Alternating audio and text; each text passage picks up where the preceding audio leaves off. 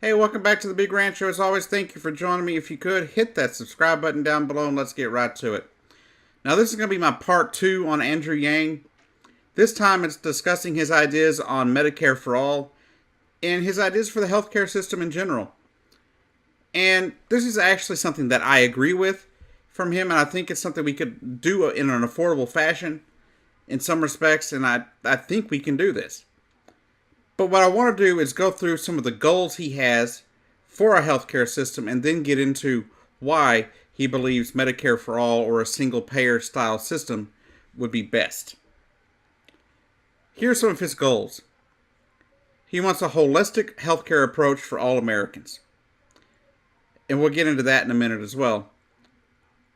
He says he wants to bend the cost curve of healthcare downward, which there again we'll get into in a minute, but is a big issue here in America is the cost of healthcare and how. And he has an idea on how to change that.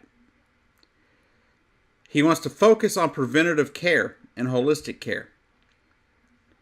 He wants to change the incentive structure for doctors, which there again goes back to moving the cost of healthcare downward, and also allow doctors and hospitals to be more innovative in their treatments. Now, as he starts off, he discusses how the Affordable Care Act did a lot of good. It helped a lot of people get more access to health care.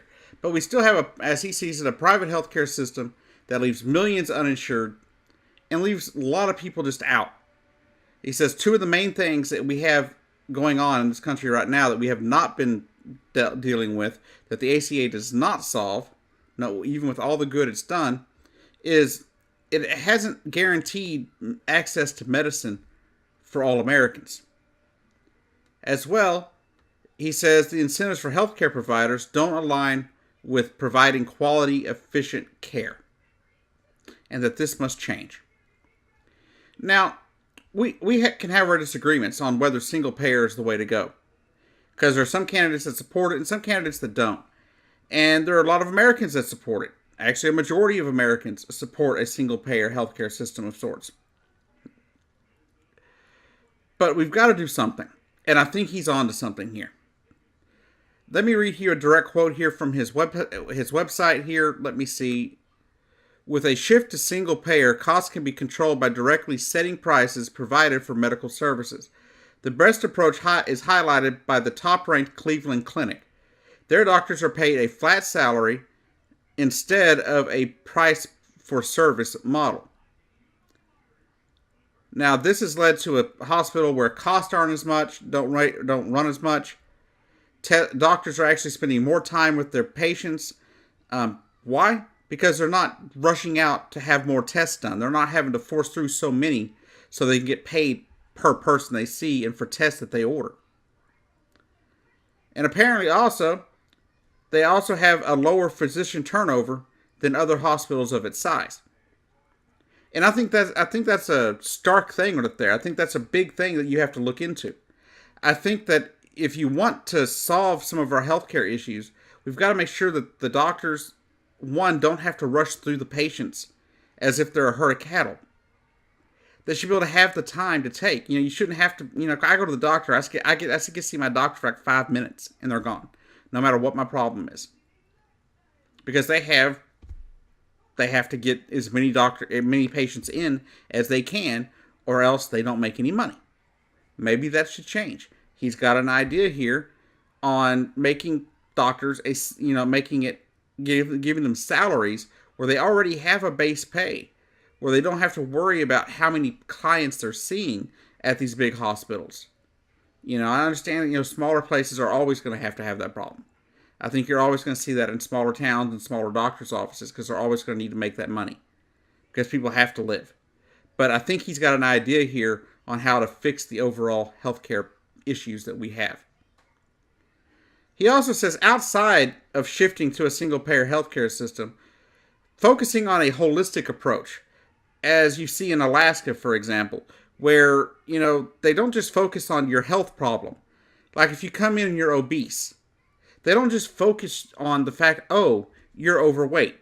They try to get to the bottom of why you're overweight.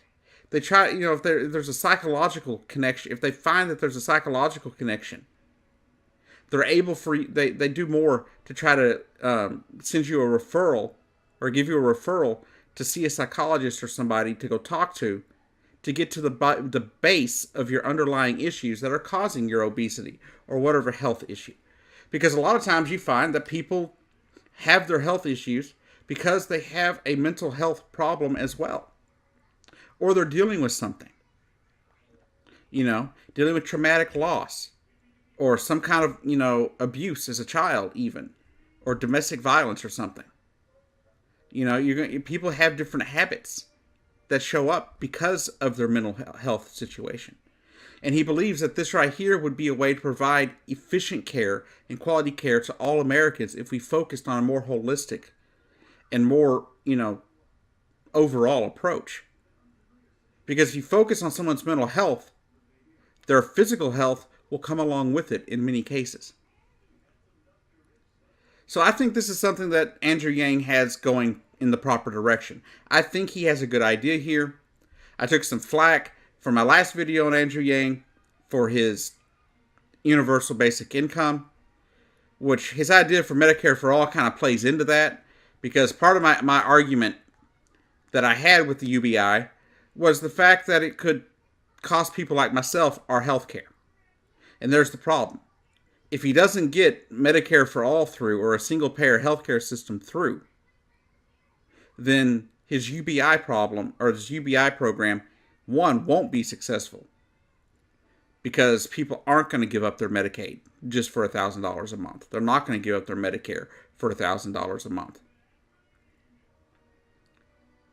But I think this is a good approach. I think his Medicare for All plan is very reasonable.